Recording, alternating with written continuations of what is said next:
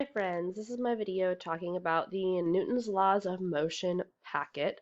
So if you are watching this video that I'm currently recording, then I am expecting that you have already watched all of the Newton's Laws videos. So if you click on this link, it'll bring you to this page. I'm expecting that you've already watched all of these videos and have tried the packet and now are looking at my video for some extra help on each one of the pages.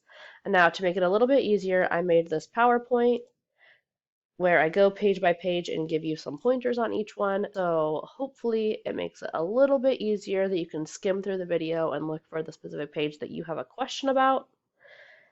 Let's go ahead and get started. So starting with page 1. This is just asking, what are Newton's laws of motion? This one I'm actually going to help you with so that you have them going forward in the packet. I think this is something that you need to have to be able to do any of the packet. I got all of these definitions from the Brain Pop video, which is the first one that's linked. So let's start with Newton's first law.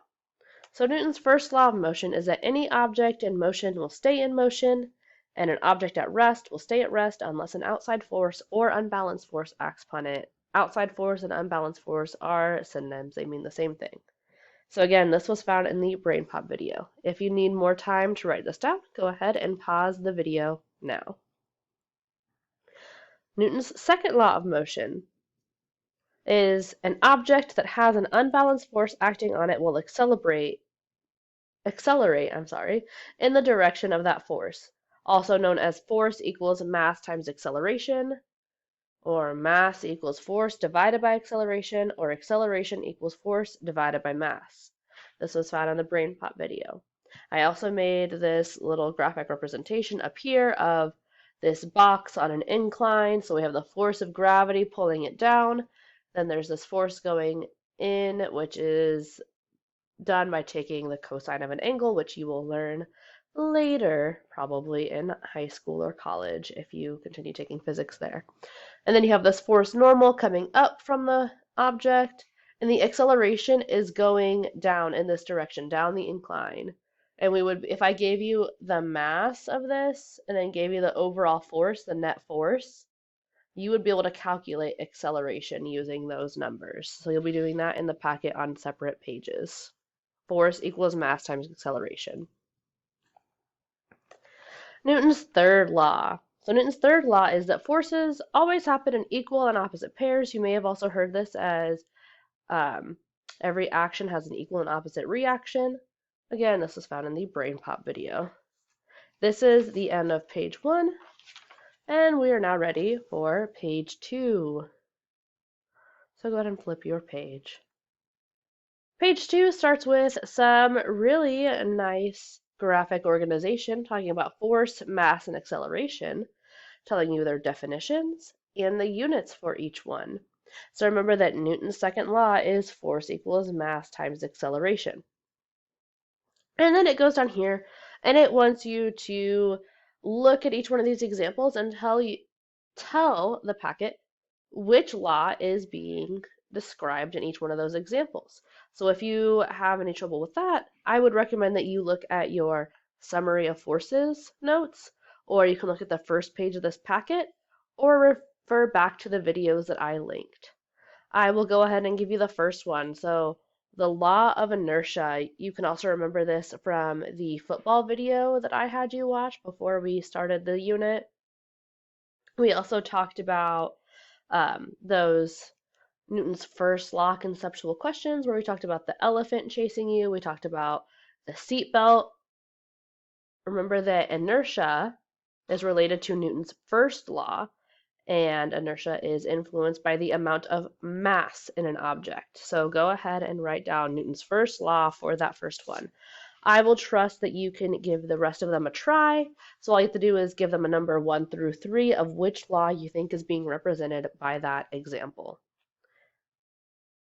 All right, now we are ready for page 3. So go ahead and flip your page to page 3.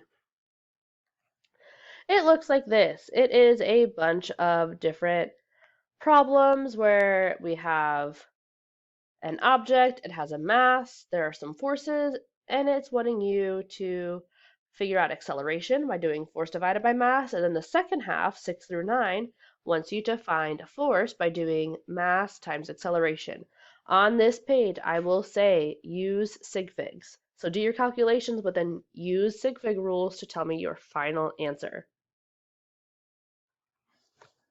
And here is a triangle that we can make based off of force equals mass times acceleration. So then we know that mass equals force divided by acceleration, and acceleration equals force divided by mass. So remember that it's important that force is on top, because when we're dividing, force is always first. When you are dividing, it matters which number is first. Let's go ahead and do the first one together. So we have 12 newtons of force to the left, 26 newtons of force to the right. They are opposing each other. They are going in opposite directions. So do you add those forces or do you subtract them? If you said that you subtract them, then you are totally right. You can imagine this as people playing tug of war, and which side wins? The right side wins. By how much? 14 newtons. So your net force here is 14 newtons to the right. And then now you take your net force and divide it by the mass of 7 kilograms. So you would do 14 divided by 7. So you get 2 meters per second, or meters per second squared. They are both the same thing. You check your sig figs. 7 only has one sig fig, so your answer can only have one sig fig, so it is 2 meters per second squared, or 2 meters per second per second. If you got that for number 1, you are on the right track to finish the rest of this page. All right, ready for page 4 now. Page 4 is very similar to page 3, except for it is just word problems instead of drawings of the different forces showing you the arrows. So you can make your own force diagrams if you need to. I showed an example where we're going to do number 1 together. Just doing it similar to the density problems that we've done in the past, just labeling all of your units and using that triangle. So remember, the triangle has force on top and then mass and acceleration in the bottom. So force equals mass times acceleration. Mass equals force divided by acceleration. And acceleration equals force divided by mass. Let's go ahead and do number 1. So it says how much force is needed to accelerate a 66 kilogram skier 2 meters per second squared. So let's go ahead and define all of our variables. So we have 66 kilograms, 2 meters per second squared, and then we're looking for the third one. So go ahead and define all of those variables now, and then we'll move on. If you said that mass was 66 kilograms, you were correct. If you said that 2 meters per second squared was an acceleration, you were correct, which means that we are looking for a force. Now, using our triangle, how do we find force? We would do mass times acceleration. So you would do 2 times 66, and you would get 132 newtons downhill, because that is the direction that the skier is going. But now let's take a look at sig figs. How many sig figs can your answer have? And how would that answer look if it had the correct number of sig figs? Go ahead and figure that out right now.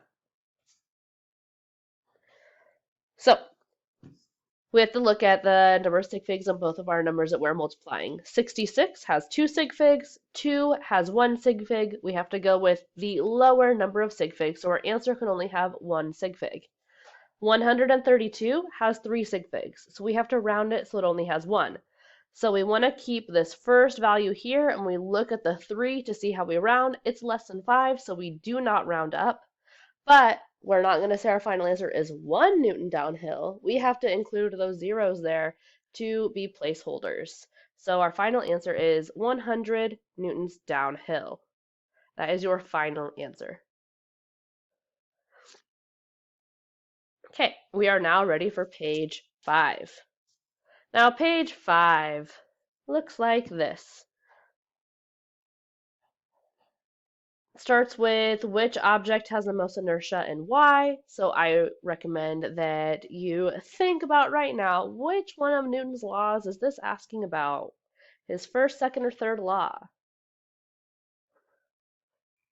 If you think that this question has to do, number 9 has to do with Newton's first law, then you are definitely on the right track. You can refer back to the first page. You can refer back to your forces summary notes. You can refer back to the videos that I linked for today. Please answer that question. Now, number 10. It has Mr. Lindsay, the rollerblader, has a total mass of 100 kilograms, so it's giving you mass, and then it's giving you force down on this table, and it's wanting you to calculate acceleration. Which one of Newton's laws is this demonstrating? If you think this is Newton's second law, then you are totally right. So Newton's second law is force equals mass times acceleration. So if we're looking for acceleration, that is going to be force divided by mass. Remember sig figs. All right, good luck on the rest of that page. We are now ready for page 6. Page 6 looks like this. It's very similar to page 3. So remember sig figs as you're calculating those. I would look at the units, make sure that you know which unit goes with which variable. So newtons N, that's a force. Kilograms, that's a mass. Meters per second squared, that's an acceleration. So label those if you need to with what variable they are, figure out which variable you're looking for, and which equation you are using to find that variable. And remember your sig figs. Good luck. All right, we're ready for page 7. We're near the end now. So the rest of this packet is all word problems. Page 7 looks like this. It has a bunch of different word problems based on all 3 of Newton's laws. So this one's a little bit more difficult for me to explain what you're doing because it's just answering questions about the laws. So my advice to you would be to look back at your forces summary notes, to look back at page 1, to look at those videos again that I linked for you. Some specific questions that I would say that you should answer would be, what are the 2 factors that affect gravity? What are the 2 answers that affect friction? You can think back at the Kahoot that we did. You can think back at the summary notes. We talked about those. We also did a friction lab where we talked about the 2 factors that affect friction. Good luck on those. We'll go over them next time together. Let's look at page 8. Page 8 is similar to page 7. It's just a continuation. More word problems. Talks about all 3 of Newton's laws, so you have to know which law I'm wanting you to think about and answer that based on that. So same advice as earlier. Look back at the summary notes. Think about what affects friction, what affects gravity. You should also be able to tell me how those 2 factors affect friction or gravity. So I'll give you a little hint that the 2 factors that affect gravity are mass and distance. So if I'm increasing mass, what does that do to gravity? If I'm increasing distance, what does that do to gravity? You should be able to tell me those things. Page 9, our last page. This one is very important. You should be able to answer all of these questions to be ready for the assessment. So this is also a mixed bag of all 3 of Newton's laws. At this point, you should be able to look back at your forces summary notes, the videos that I linked, the first page, and use all of those resources to answer these questions. If you can answer these questions, I would say that you are very well prepared for the assessment that we'll take in 2 class periods from now. Remember that when you are done with this packet, that I would like for you to also take that practice quiz until you can get 100% on it, and at least do half of the review sheet. Once you are done with all of those things, then you are ready for next class period. If you finish that and there's still time left in class, please finish up that review sheet. But if you run out of time in class, then finishing up to half of the review sheet is homework. All right. Good luck, everyone. I will be available through email, so please email me if you have any questions. I can also Zoom with you a little bit if needed sometimes. Depends on if my baby is taking a nap or not. I will definitely make myself available during homeroom, but please just email me first so that I know to expect you. All right, good luck. I will see you when I'm back. Bye.